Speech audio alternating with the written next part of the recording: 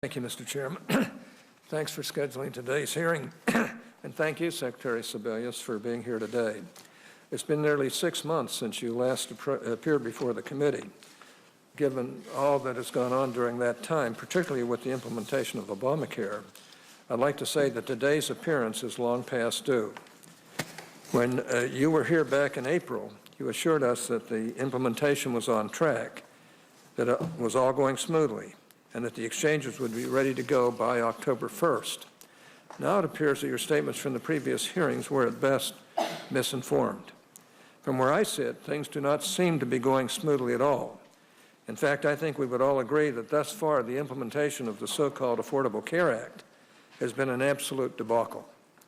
You admitted as much last week when you testified before the House Energy and Commerce Committee when you said, quote, "Hold me accountable for the debacle. I'm responsible," unquote.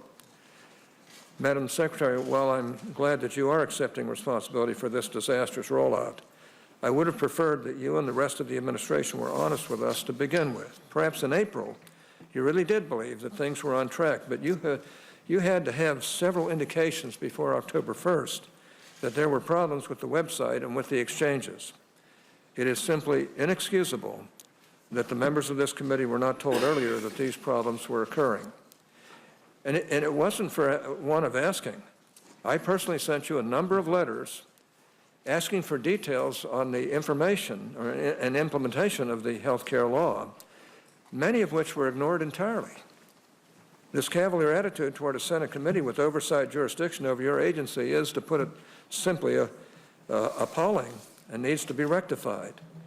If the past month has been any indication, there are likely to be numerous additional problems ahead. That being the case, I think it's only proper that you provide this committee with more regular updates on the issues with which you are dealing. In fact, I would ask that you come here once a month for the next 6 months to provide this committee with status updates on the implementation of Obamacare, and I hope you will agree to do so. Like I said, Madam Secretary, it's clear that the problems you've encountered thus far were not unforeseen. 2 separate reports, one from the Government Accountability Office in June and another from the Department of Health and Human Services Office of Inspector General in August, identified significant implementation challenges months ahead of the October 1st deadline.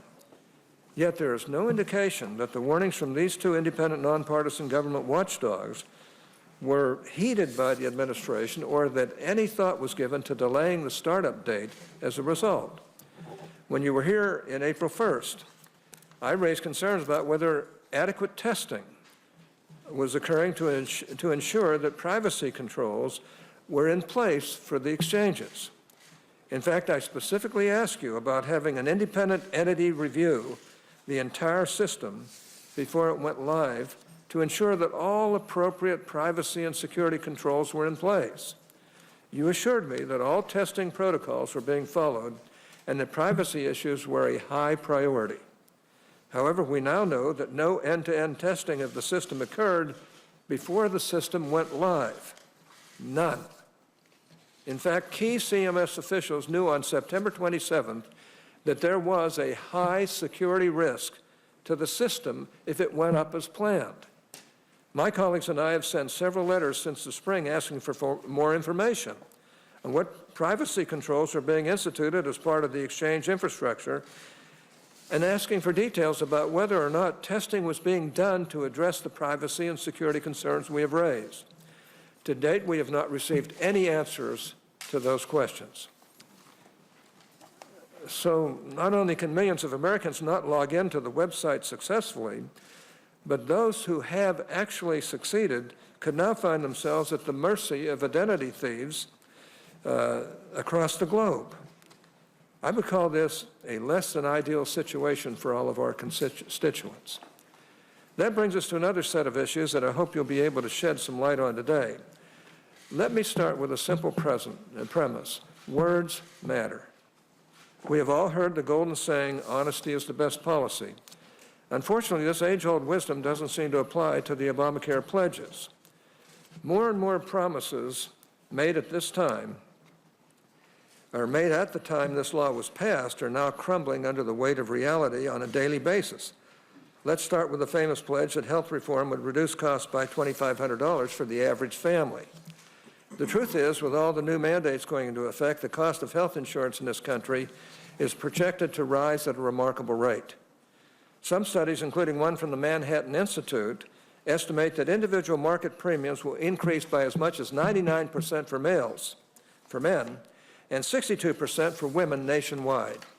Then, of course, there was President Obama's promise when the law was passed that, quote, if you like your health care plan, you can keep it, unquote, and that, quote, if you like your doctor, you will be able to keep your doctor, unquote. This, to put it bluntly, is simply untrue. And that's why the Washington Post gave him 4 Pinocchios. In fact, the Washington Post, this was on October 30th, gave it 4 Pinocchios, which represents the highest level of untruthfulness. You really have to try hard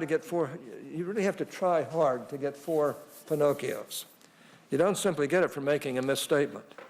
Yet it wasn't until the last few weeks that people in the administration and the White House started trying to rewrite what the president said. And let's be candid. It wasn't a newfound honest streak that changed the administration's tone. It was the fact that Americans started receiving cancellation notices from their insurers.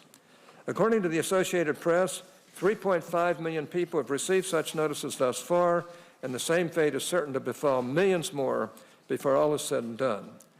Put simply, there is a long track record of broken promises and untruthful answers to both this committee and the American people with respect to how this law should work, or would work, and the impact it would have.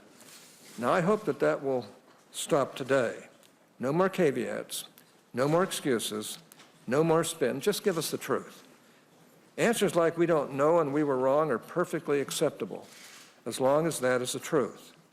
I want to thank you again, Mr. Chairman, for holding this hearing. As you can see, we have a lot to discuss, and I want to thank you, Madam Secretary, for being here. I know it's not the most pleasant thing you can do, but the fact of the matter is these are real, legitimate questions that really have to be answered by you and others who are in charge of these programs. And I haven't even gone into, I expect you're going to be able to get this, the IT problem solved, the information technology problem solved. That doesn't even begin to answer the questions about why small businesses are now employing people for 30 hours or less, or why they won't employ more than 49 people, because they get triggered a huge, huge expense under this, I think, very poor bill that wasn't well thought out to begin with. Thank you, Mr. Chairman.